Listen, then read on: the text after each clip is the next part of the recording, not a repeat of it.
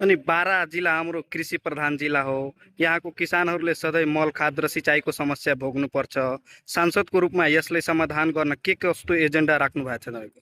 र यो कृषि एउटा कुरा हामीले के बुझौँ भने उत्पादन मात्र नबुझौँ कि कृषिलाई व्यवसायीकरणको तरिकाले पनि हामीले बुझ्नुपर्छ। किनकि खालि हामीले इनपुट दिने कुरा मात्र नगरौँ, जस्तै मल खाद सिँचाइ मात्र होइन कि हामीले दिएको इनपुटबाट हाम्रो किसान दाजुभाइ या उहाँहरूले के पाउँदै हुनुहुन्छ, होइन, त्यो हिसाबले बजारको पनि सँगै लिएर जानुपर्छ। जुन चाहिँ मलाई लाग्छ अहिलेसम्म हामी त्यहाँ टच गरेका छैनौँ। त्यहाँ कृषिमा पनि कस्तो खाले उत्पादन गर्दाखेरि कति उत्पादन हुने र त्यसको बजारको अवस्था के छ त्यो पार्ट बुझेर त्यसको इनपुट आउटपुट र जुन सप्लाई चेन्ज र डिमान्डका पार्टहरू छ त्यो 360मै काम गर्नुपर्छ।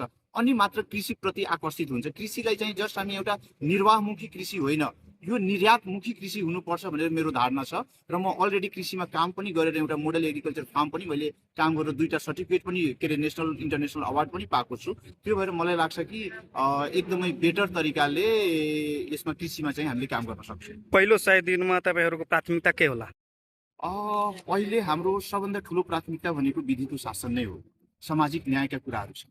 किनकि अधिकतम हाम्रो नेपाली जनताहरूले चाहिँ धेरै ठुला ठुला पूर्वाधार त्यस्तो केही पनि डिमान्ड गर्नुभएको छैन। उहाँहरूको आफ्नो जनजीवन छ, त्यो जनजीवनलाई सजिलो बनाइदिने विधिको शासन भइदियोस्, सामाजिक न्याय भइदियोस्, होइन, यो दण्डहीनताको जुन प्रकाश छ त्यो चाहिँ अन्त्य भइदियोस्, होइन।